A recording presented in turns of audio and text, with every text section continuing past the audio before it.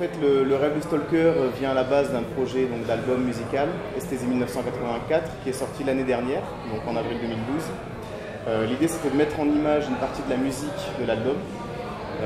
Pour ça, en fait, on a eu l'idée de reprendre le film de Tarkovsky, puisque le morceau sample en fait un bout du stalker de Tarkovsky. Et donc, on s'est dit que ça serait intéressant de s'inspirer de ce film-là et de faire une mise en image de la musique.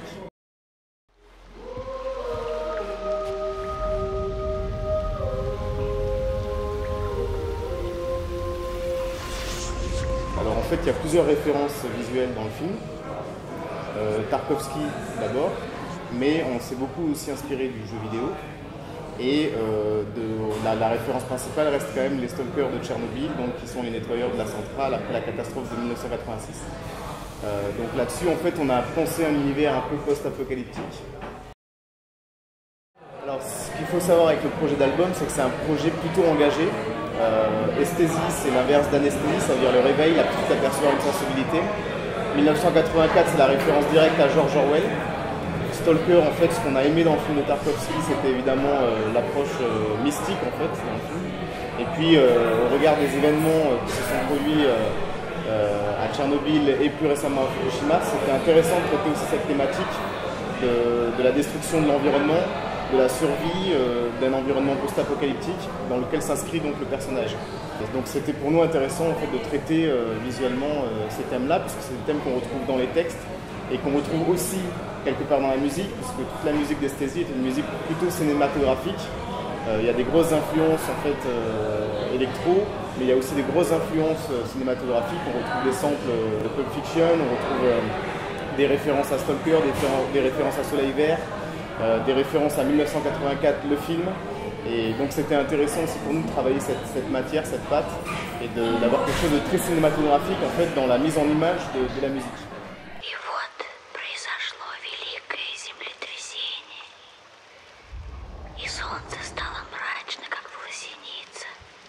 Donc le rêve du stalker reprend le poème écrit par le père de Tarkovsky et cité par sa sœur dans le film. Et on le retrouve dans le rêve du stalker. On a donc ce poème en russe qui est en fait Apocalypse 19, donc toujours dans cette approche mystique. Et on a décidé de ne pas sous-titrer le film parce qu'on voulait laisser en fait l'espace à la musicalité de la langue, toujours dans cette optique d'être quand même dans un projet musical. Donc ça reste un projet vraiment hybride entre le clip, le court-métrage, le film expérimental, et dans lequel on a pris énormément de liberté puisqu'on a intégré donc beaucoup d'effets spéciaux que Seb a mis en place. Donc en fait, le rêve du stalker met en scène un personnage qui est seul, qui survit, qui est solitaire, et qui est en proie en fait à des souvenirs du passé qui sont symbolisés par cette vieille photo qu'on retrouve sur cette malle dans le wagon, et qui sont surtout symbolisés par ce fantôme en fait qui le visite, qui récite ce poème-là, Apocalypse 19, et qui le harcèle en fait. Voilà, c'est le souvenir de cette femme disparue qui garde avec lui et qui est en fait la seule présence que lui connaît. Ce personnage-là qui est seul, qui est obligé de porter un masque pour survivre, à un moment donné, il est confronté à l'apparition d'une plante. Et donc cette plante, en fait, est pour lui le symbole d'un espoir, d'un renouveau, d'une renaissance, puisque c'est la nature qui revient. Parce que dans l'environnement que lui connaît, en fait, tout est absolument dévasté. Donc il retire son masque pour observer cette plante. Et malheureusement, l'air reste toxique, puisque à ce moment-là, il s'est annulé. Et cette perte, cette destruction, en fait, elle est globale. Et le sang qui coule et qui atterrit donc sur la plante infeste la plante. C'est-à-dire qu'elle touche tout le vivant, en fait. Il y a plus, c'est un peu l'espoir qui s'évanouit. Tout le travail sur le cache est intéressant parce qu'on ne sait pas si se cache le masque, la porte du wagon, cette espèce de huis clos, cet enfermement-là, contient la vacuité du personnage. C'est-à-dire que s'il enlève le masque, on pourrait croire qu'il disparaît, qu'il s'évanouit en fait dans le vide. Ou si au contraire, il le protège du vide extérieur. Et c'est ça qui est intéressant, c'est cette dichotomie-là, c'est ce rapport-là au monde, c'est la vacuité, c'est l'altérité, c'est l'absence, c'est le sentiment de solitude, et c'est ce qu'on a voulu aussi explorer dans le film. La création est vraiment pensée à deux, du début à la fin. Mais le travail effectivement de plateau, pour moi c'était plus simple parce que c'est juste une question d'habitude. J'ai fait plusieurs courts-métrages en plus de vue réelle. Mais après tout le travail de pré-prod et de post-prod, c'est vraiment Sébastien qui l'a mis en place.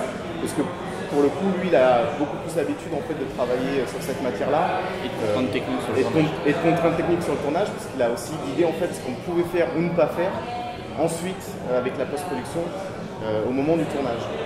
Moi, donc sur la partie principale, ce que je me suis occupé en fait sur le film, c'est essentiellement sur le décor et effets spéciaux, même si en termes d'effets spéciaux, il n'y en avait pas. C'est pas du vrai effet spécial où ça pète de partout. Ça se voit, en fait, c'est de l'effet spécial caché qui permet de corriger des erreurs qu'on aurait pu avoir au tournage ou des manques qu'on n'a pas pu avoir parce que par manque de moyens ou parce que on n'avait pas le lieu ou le temps. Donc en fait sur le film, sur les prises de vue réelles, on a eu 3 jours en fait de tournage, en réalité 2 jours de tournage parce qu'une journée de test. On peut considérer que tout le travail de post-prod a été vraiment le gros du travail sur le film. Mais la base devait quand même être suffisamment propre pour que Sébastien puisse faire tout le travail de post-production. Mais le plus gros boulot qu'il y a eu, c'est effectivement de remplacer tout le décor, qui est donc entièrement faux sur tous les plans du film. On a tourné sur fond noir, alors que normalement, genre d'effets spéciaux, on tourne tout sur fond vert ou sur fond bleu ou sur ce qu'on veut.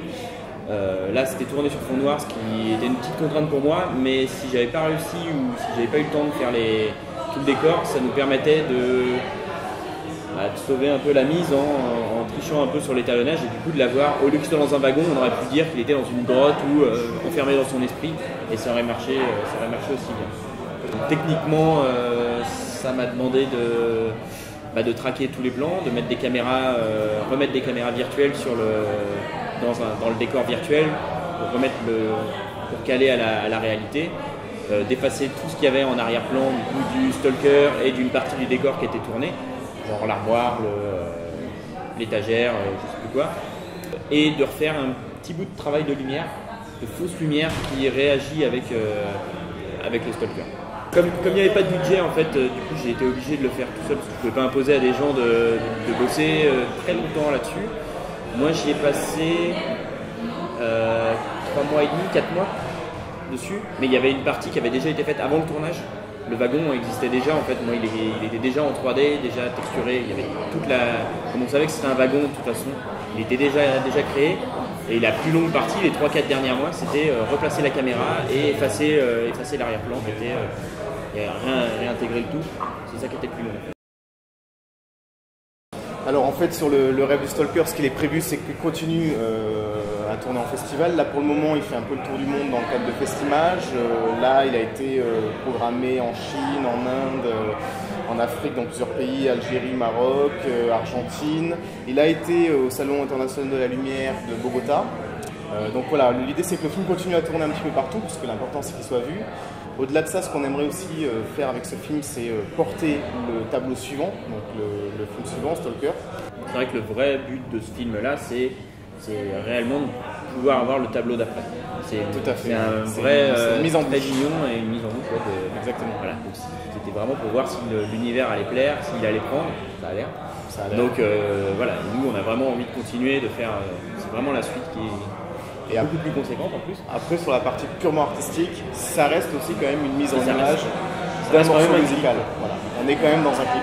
Et donc en fait, l'idée c'était que l'album puisse porter le clip et que le clip puisse porter l'album et que les univers se répondent en fait, voilà, et qu'on continue sur cette lancée.